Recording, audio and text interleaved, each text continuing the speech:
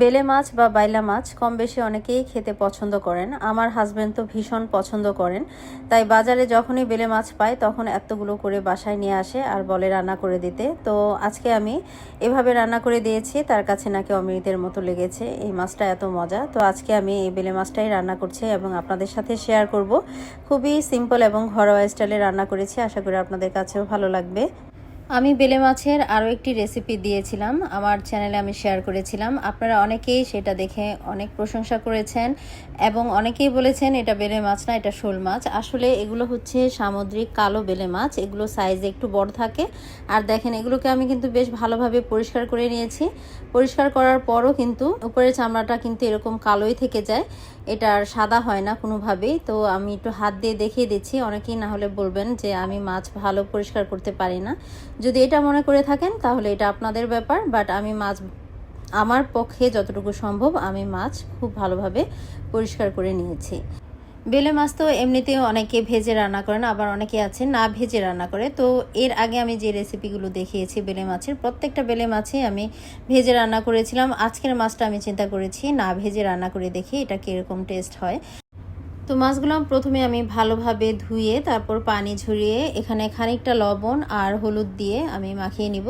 মাছগুলোকে যেহেতু আমি আজকে ভেজে রান্না করব না, বাট লবণ হলুদ দিয়ে আমি ম্যারিনেট করে রাখবো 10 থেকে 15 মিনিটের মতো।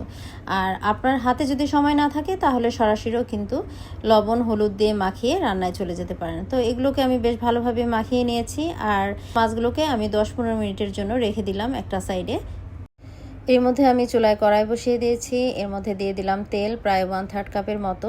তেলটা গরম হয়ে আসলে পরে পেঁয়াজ কুচি দিয়ে দিয়েছি, এখানে প্রায় 1.5 কাপের মতো, 1.5 কাপের থেকে একটু কম দিয়েছি।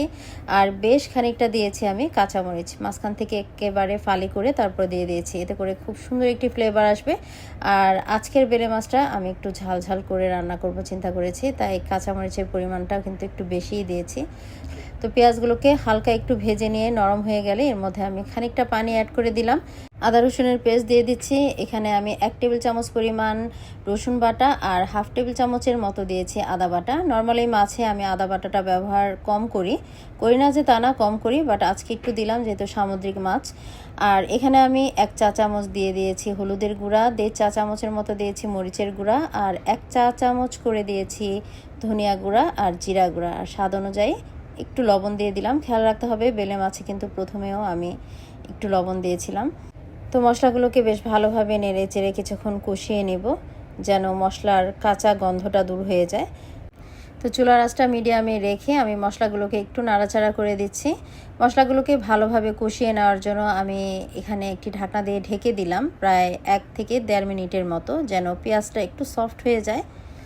তো 1-1.5 মিনিট পর আমি ঢাকনা খুলে আবারও নেড়ে চেড়ে মিশিয়ে দিচ্ছি। এর মধ্যে পেঁয়াজটা একটু হালকা সফট হয়ে গেছে আর বেশ ভালোভাবেও মশলাগুলোকে কষিয়ে নেওয়া হয়ে গেছে আর কাঁচা গন্ধটাও কিন্তু চলে গেছে। তো এখানে আমি আরও সামান্য একটু পানি অ্যাড করে দিচ্ছি, আবার একটু ভালোভাবে নেড়ে চেড়ে মিশিয়ে দিলাম। এর মধ্যে পেঁয়াজটা কিন্তু খানিকটা সফট হয়ে গেছে আর মশলার মধ্যে যখন একটি বলক চলে আসবে তখন আমি ম্যারিনেট করে রাখা বেলে মাছগুলো দিয়ে দিয়েছি। এখন বেলে মাছগুলোকে নেড়ে চেড়ে কষিয়ে নেওয়ার পালা। মাছটা কিন্তু এমনিতে অনেক সফট, তো আমি আস্তে আস্তে করেই কিন্তু মাছগুলোকে নেড়েচেড়ে মিশিয়ে দিয়েছি। 2-3 বার ঢাকনা দিয়ে ঢেকে ঢেকে আমি মাছগুলোকে কষিয়ে নিয়েছি, যেহেতু মাছগুলো আগে থেকে আমি ভেজে নিইনি। যদি আগে থেকে ভেজে নিতাম তাহলে কষাতে খুব একটা সময় লাগতো না, আর না ভেজে নেওয়ার কারণে আমি একটু সময় নিয়ে কষিয়ে নিয়েছি, এতে করে মাছের ভিতর লবণ মশলা বেশ ভালোভাবে ঢুকে যাবে আর মাছটা পরবর্তীতে খেতেও ভালো লাগবে। তো মাছগুলোকে আমি বেশ ভালোভাবে কষিয়ে নিয়েছি, আপনারা দেখতে পাচ্ছেন। আর এখন ঝোলের জন্য আমি 1 কাপ মতো পানি অ্যাড করে দিলাম। বেলে মাছটা আজকে আমি হালকা একটু মাখা মাখা ঝোলেই ভুনা করব, তাই পানির পরিমাণটা আমি একটু কমিয়ে দিলাম। আর এখন দিয়ে দিচ্ছি আমি 3টা মিডিয়াম সাইজের টমেটো একটু লম্বা করে কেটে দিয়ে দিলাম। শীতের সিজনে মাছের মধ্যে টমেটো দিলে কিন্তু খেতে বেশ ভালো লাগে, এমনিতেও মাছের তরকারিতে টমেটোটা দিলে খেতে বেশ মজার হয়। মাছগুলোকে একটি ঢাকনা দিয়ে ঢেকে আমি 1-2 মিনিট রান্না করে নিয়েছিলাম, তারপর হালকা হাতে একটু নেড়ে চেড়ে মিশিয়ে দিচ্ছি। এই অবস্থায় মাছগুলো কিন্তু একেবারে নরম আর বেলে মাছ হতে খুব একটা সময় লাগে না। তো আমি ঢাকনা দিয়ে ঢেকে আরও 5 থেকে 6 মিনিট মাছগুলোকে রান্না করে নিয়েছি। আর ঝোলটা কিন্তু আমার পছন্দ অনুযায়ী আমি রেখেছি, এর থেকে বেশি আর শুকাবো না, একটু মাখা মাখা ঝোলেই ভালো লাগে। আমার বাসায় ধনিয়া পাতাটা ছিল না, তাই আমি এখানে টালা জিরার গুঁড়া অ্যাড করে দিলাম খানিকটা, এতে করে খুব সুন্দর একটি ফ্লেভার আসে। আর আপনার কাছে যদি ধনিয়া পাতা থাকে অবশ্যই ধনিয়া পাতাটা অ্যাড করার চেষ্টা করবেন, এতে করে মাছে খুব সুন্দর একটি ফ্লেভার আসে আর টেস্টটাও ভালো লাগে।